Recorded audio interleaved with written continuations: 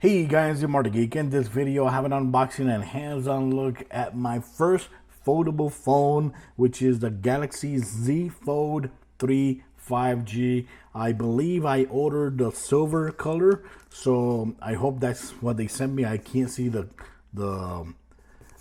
color here on the box labeled anywhere, but it should be the silver color. So we're gonna go ahead and unboxing, and of course, like you see right here, I also got the flip cover case with the pen, which you can actually get it for free if you pre-order this on Samsung. So I got that, and I got a couple other cases, so I'll show that later on in another video, or at the second half of the video.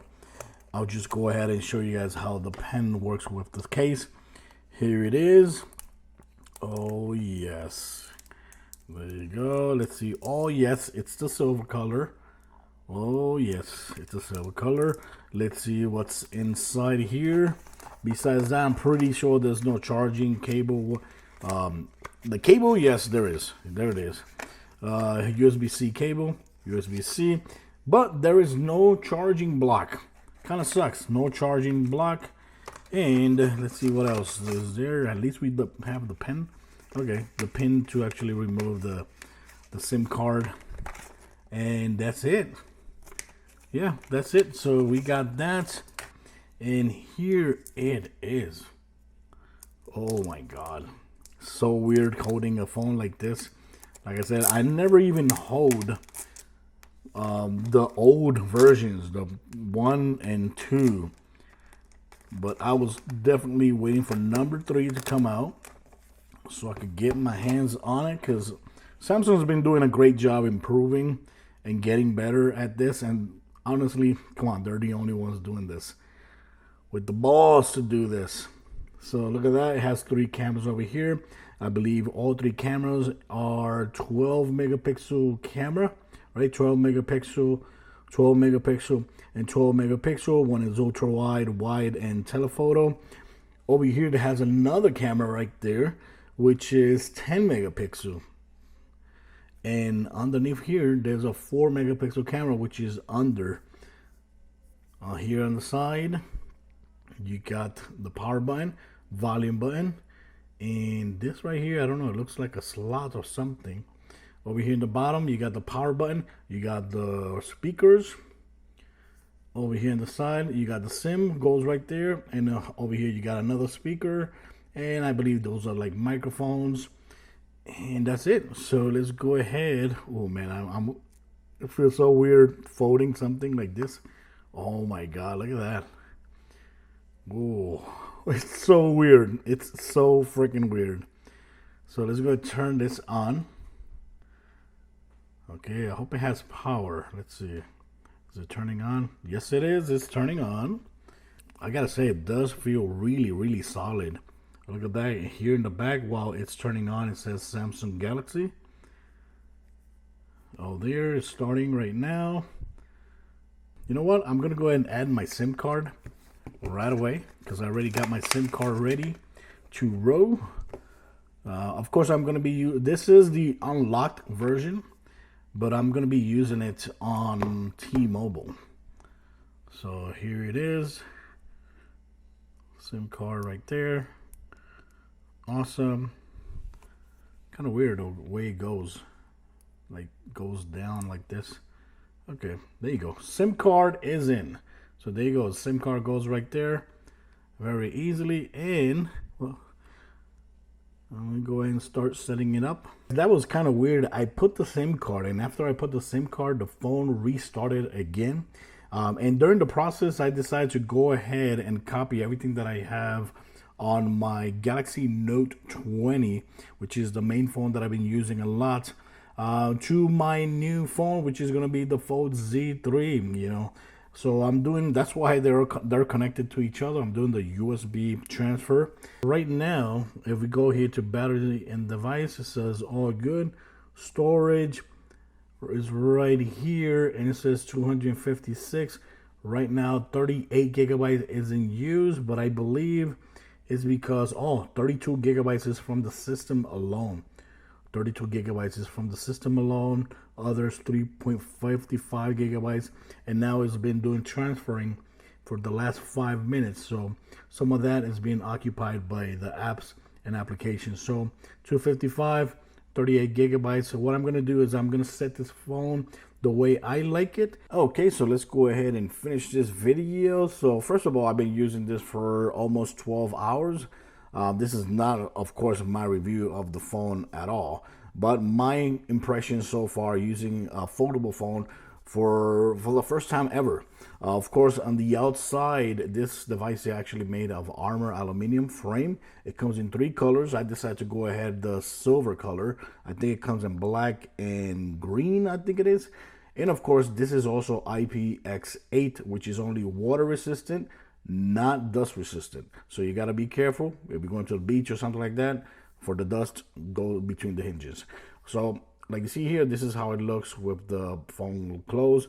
There is a little space there where dirt can actually get in, so you still have to be careful with this phone, even though yes, this phone actually feels a lot more stronger than the prior phones because of the build material which is built from, but the nature of the phone, you still have to be careful with the phone itself. So this right here is the cover, and of course the cover is 6.2 AMOLED screen, 120 hertz. Now keep in mind that does not come activated from the get-go, so you actually have to enable the 120 hertz. So when you go to settings, you go to display here, go to display, where is it? Okay, display, and right here motion adaptness. By default it's set to 60 hertz. Okay, so make sure you actually go there and change it to 120 hertz. Yes, it might burn a little bit more battery, but I don't think it's that much. It doesn't even say it now. It says get smoother animations and scrolling by automatically adjusting your screen refresh rate up to 120. So when it needs 120, it will use 120. So just make sure you actually change that because it's not set by default. Like you see there, compared to a normal phone, which is this one right here is the Ultra Galaxy Note 20 Ultra. So it looks tiny. It looks tiny and is like candy shape, you know, a candy bar shape phone screen compared to a normal phone, which is, you know, huge, you know. So it takes time to get used to, but after using it for a couple, you know, over and over again for a lot of hours, you get used to it. And here, of course, you know, like Instagram is an application here that opens like this, right? And when you open it up, okay, boom, you gotta load it up, right? And this is how it opens. It doesn't really take the whole screen. So that's one thing that you're gonna have to get used to, because not every application is actually going to open completely on the screen. There is some applications that you can actually set to force to run full screen, but not every application can actually run in full screen. Display, right? If I'm going to display right here, you're going to see it says full screen apps. So these are apps that you want to work full screen. So a lot of these apps can work full screen. But for example, if I go to Instagram, like see there, Instagram can't change setting for this app. So that's kind of weird. Some apps can, other apps cannot. You can also, it says continue apps on cover screen. That's another cool thing that lets you, for example, if you're playing a game on your full screen and you want to switch back to the cover screen, you're going to have to enable it here.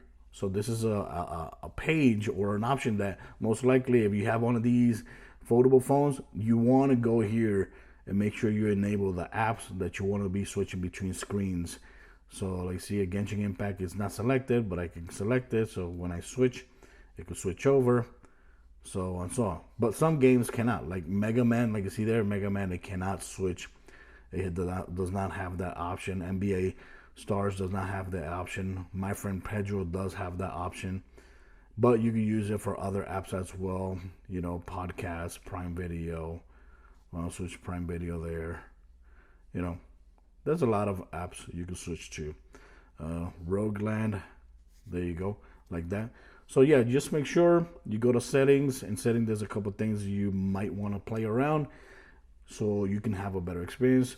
A cool thing here is that now you have a full, awesome, beautiful looking screen. This is a 7.6 AMOLED screen, 2208 by 1768, and it's also running at 120 hertz as well.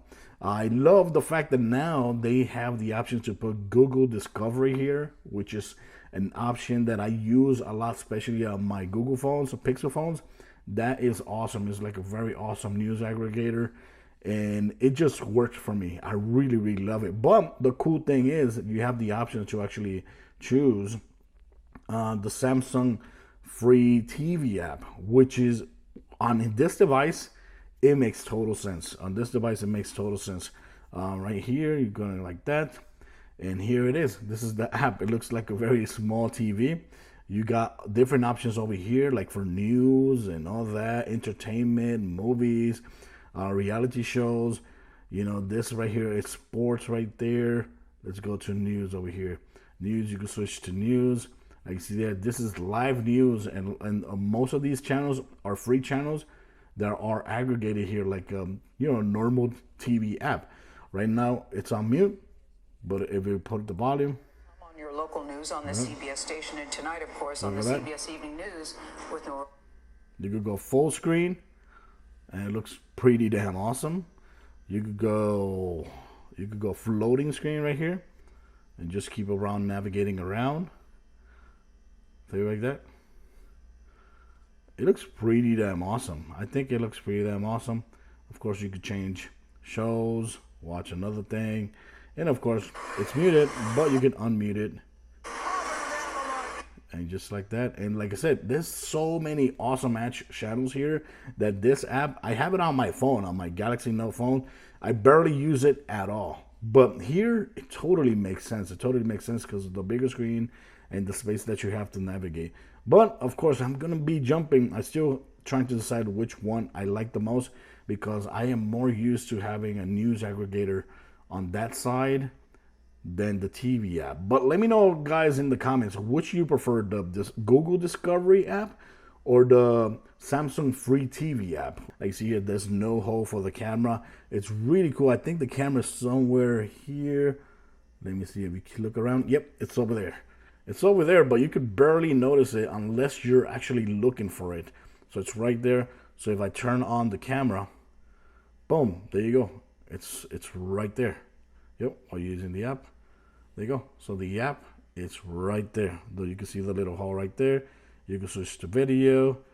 You can switch to the rear camera, and you can take a video there, a photo there. The rear cameras are really good. And here is, more like some of the photos that I've taken so far. Look at that. That looks really damn awesome. Kratos.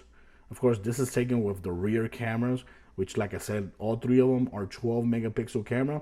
One is ultra wide telephoto, and the other one is just wide. But look at that.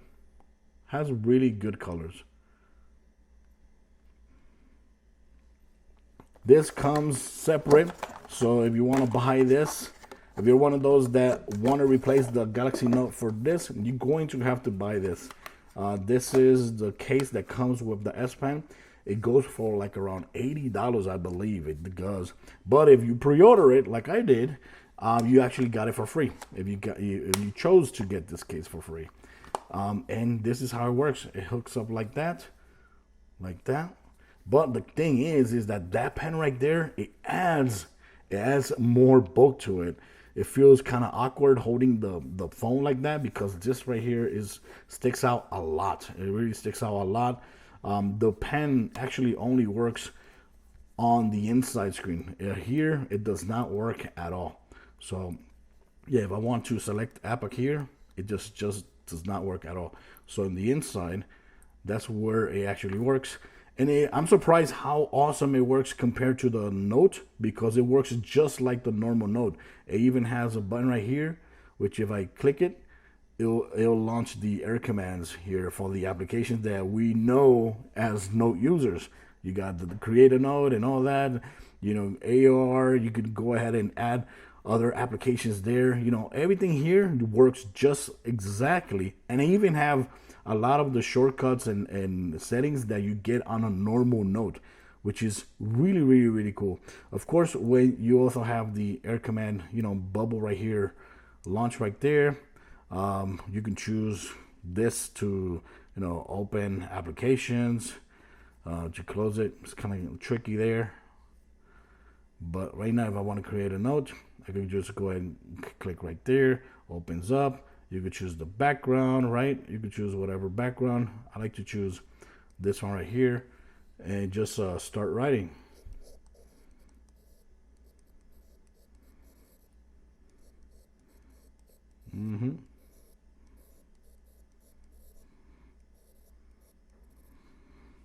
There you go. So you can start writing there and save files or whatever. You can go ahead and save it. You can do pages, create pages, or scroll down. You have all the options here to change the type of pencil or pen, markers, color. You can switch color like that. You have all the options, and you can also listen to the noise, the sound that it does when you do when you're writing. So it actually has the sound of the notes of the writing. So you click right here, of course, and it'll save your notes, and that's it. So it syncs and everything with your other notes that you have on the other devices or notes that you created in the past. And basically that's it. That's how it actually works. The pen, of course, you cannot use the normal pen that it comes with the Galaxy Note devices. You have to use this pen. You have to use this pen. And there's another pen, which is the Pro, that you can use it on this phone and on the Galaxy Note. I'm surprised how good it actually responds and works just like the normal Note. But a little bit more annoying because you can't actually hide the pen inside of the phone. So yes, I do prefer the Note option instead of this option. That would have been great. Using this for the first time, it's like one of those toys that you get on Christmas that you can't just put it down. And that's how I've been in the last 12 hours. I just can't put this phone down. It looks beautiful. I love, opening applications here, right? Like the YouTube app, right? And then seeing, okay, let's see how it looks on the outside, on the cover. So I go like that, and look at that. You can see how it actually looks. I did play some video games as well, and like you see here in the video, some videos will actually change from the cover to the big screen correctly, like no problem whatsoever. Like you see there in Rogueland, it switches very good. But when I was trying to play the new Marvel game, like you see there, when you switch to the big screen, it actually retains the normal ratio size. So it tells you, hey, if you want to make this game full screen, it would actually restart the game. So like you see there, it's the same thing when it comes to the games. Not every game is going to behave the same when you're using the front cover screen and the big screen. So that's one thing to keep in mind. But of course, when you're playing videos and you're playing video games, everything looks really, really beautiful on the 7.6 inch screen. Of course, the Snapdragon, this is using the Snapdragon 888 octa-core, 12 gigabytes of RAM, 256 gigabytes of internal storage. And when it comes to battery, it only has 4,400 milliamp hour battery, which I still want to test more the battery to see how much it actually endures while using it as a normal phone. Because right now, of course, I'm going to burn the battery fast because I'm using this like a toy. I just can't put it down. I just keep playing, doing a whole bunch of things, loading a whole bunch of games, playing a whole bunch of videos, and discovering all the cool features of using a foldable phone. Later on, I'll make another video for the other cases because I got like 3 more or 4 more cases besides this one. So I'm going to make another video for that because there's one case that I really, really like, and I think it's pretty cool. So guys, that's it for this video. Let me know in the comments what you think about foldable phone. Honestly, if you want to ask me about the crease, like see there, the crease, yes, it does have it, but for me, I don't know, it's not that noticeable once you start using it. You just ignore the crease in the middle. It's there, but for me, it doesn't bother me at all. It really doesn't bother me at all.